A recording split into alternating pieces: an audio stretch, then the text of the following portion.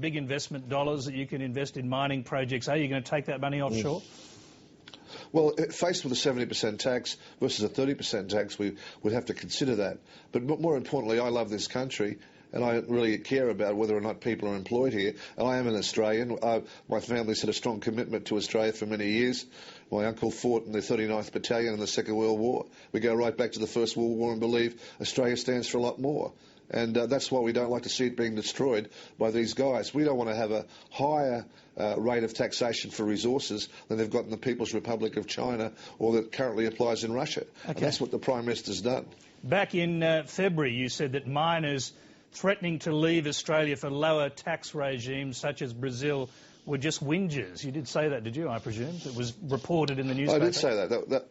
That was true, because I didn't think it was a real viable proposition when going to Brazil, because Brazil has a very great handicap in relation to its geographical location to Asian markets. And even a lower tax there can't beat what we had going for us here in Australia, where geographically we were closer to Asia than they were. So that was a little bit out of context.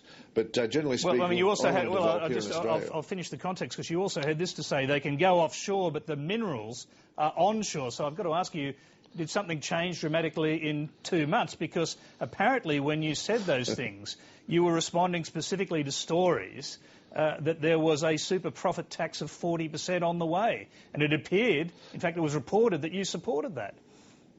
No, well, that's not exactly right. I heard that there was a tax on the way which could be in the order of 1 or 2 or 3% to assist the Australian economy.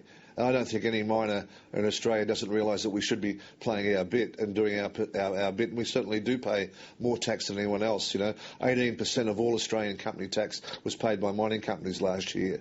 But no one imagined that someone could be so stupid as the Treasurer and bring in a 40% tax above a 30% corporate tax. No one realised that someone would be so naive as to do something like that. And he's really exceeded himself in stupidity. The strangest thing about this debate, though, is that the Minerals Council of Australia actually made a submission to the Henry Review back in 2008 calling for a national profits-based tax. I mean, were you aware of that? I mean, they were calling for the same thing that the government has done. Well, the Minerals Council of Australia is one of the harshest critics, I believe, of the Treasurer's announcement. And I think you'll see that coming out in the next couple of days. They've certainly contacted me and indicated strong support for the position we've taken. I don't want to go offshore. That's why I'm opposed to this. That's why I'm standing up for Australia and for all my workers and saying I want them to have a decent future. Yeah, but I've got to ask you this. I'm an Australian. When the Minerals Council put in a submission to the Henry Review, evidently asking for a tax of this nature, did you tell them that it was a kind of socialist plot? They shouldn't do it? When you look at the nature, you've got to look at the quantum and what it's about and the details that go with it. The Henry Report's been lying on the table in the various faction rooms of the ALP since February this year. It wasn't put on the table of the Parliament, the House of the Australian people. It wasn't given to industry to comment on and to make submissions for. It was given to the various factions that run the ALP. They decided our future, said where we would go. Those unelected men who run the factions of the ALP, not the Prime Minister and the poor old Treasurer. He wouldn't know. He doesn't know very much about economics at all. But I've got to put this to you, because this figure of 40% for the super profit tax, this was widely known quite a long time ago. In fact, a Treasury official named David Parker had a graph that he took to a conference of miners that actually showed that under this 40% tax on super profits, instead of state royalties, in replacing state royalties, miners would have actually paid less tax between 2001 and 2004. More tax between 2005 and 2008. So it appears that the whole idea behind this, and perhaps the reason the Minerals Council asked for a tax like this, was that when the mining boom levels off or declines, you actually pay less tax. That's what made it attractive, isn't it? I think it's only become clear in the last couple of days. We were talking about maintaining a full taxation of 30% for corporations as well as a 40% tax in relation to this area. And that together is a lot different proposition. And that wasn't put out in the graphs, and that wasn't promoted earlier in the year. So, you know, when people see the two of those taxes together, it's totally different than seeing one of them in isolation. If you see a 40% tax and you think that's all you're going to pay and you're going to be rebated a certain amount for investment and rebated on your royalties, you come back to a tax less than the 30%. and you think the 30% will go away. But when you realise that there's no franking credits with a 40% tax, so that really, if you add that to the 30, it's 70, and then if you have to distribute to shareholders with no franking credits, they'll be paying more tax again on the same dollars. You realise this is just not viable, and it's designed to shut the industry down. So why not tax people like me 101%? This fellow, this Treasury official, David Parker, who's set all this out, is the man in charge of revenue, the head of the revenue team for the Treasury. I mean, he knew all of this when he put it to your colleagues at this conference. I would imagine. Well, maybe he knew it, but he didn't tell them about the 30% tax remaining. And in any event, if he's head of revenue, he's in the Treasury Department, he's the first person that I'd sack is bringing in a tax like this, trying to destroy our resources industry. I'd give him the boot, as the Treasurer should get the boot as well, and as the Prime Minister will get the boot at the next election. Are you prepared now? It doesn't sound like it, admittedly, but are you prepared now to sit down and negotiate a way through this with the government? There's no negotiation, but that all Australian companies, all Australians should be taxed on the same basis.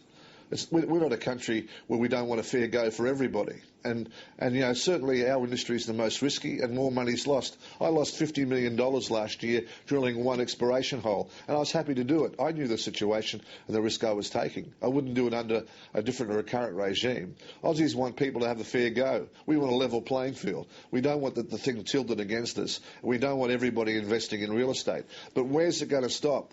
How do you know making a profit? What about real estate? How do you know that? There'll be the television industry next. How do you know that Australians actually don't consider that they actually own the resources in Australia rather than individual mining companies? Because it comes down to that. That's the government's argument, that the Australian people as a whole should have a fair distribution of this profit from this resource which belongs to the country. Well, of course, you know, the resources belong to the Crown, that's the law, and the Crown receives royalties from those resources, has for hundreds of years. And of course, there's incentives set out to make people risk their capital to find resources that can be developed. And of course, those companies are taxed like any other company is taxed in Australia, and so they should be. And the Australian community receives their fair share from those sort of taxes. But what we've got to consider in the future is what works for our country. We know the resource sector has been working. If it ain't broken, leave it alone. Don't try to tinker with it. Don't try to destroy it. You know, don't try to bring it back to some... Just because you happen to be a socialist or a communist, like we know Mr. Swan is, as he wants equal distribution, those ideas have been tossed out in Eastern Europe. They've been tossed out in communist China. But you know, Comrade Rudd and his team are going to bring them back to Australia. Let's have fair distribution across the board and no productivity. Let's shrink the pie completely to it's the size of a Lamington. My God, what's going to happen to this country if we let people do that? Well, let's make a firm stand against the ALP and send them into opposition where they belong. And that's what Tony Abbott's going to do in the next election. We're nearly out of time, so I'm going to have to interrupt your rhetoric just for a moment. Brilliant as it is. The Prime Minister says he expects miners like you to delve into very deep pockets to mount a campaign against this tax. I mean, you say billions and billions of dollars are at stake. Are you going to fund a massive and very expensive campaign against the tax? Well, I'm sure whatever it takes to defeat this tax or to remove it if it ever is introduced will be an ongoing campaign for me for the rest of my life. I'm that committed to it, as I'm sure everybody else is, because we're committed to Australia. We want to see this country prosper. We want to create jobs. I'm sorry, we are literally out of time. Clive Palmer, we thank you very much for coming in to join us. A very lively discussion. We thank you for being there.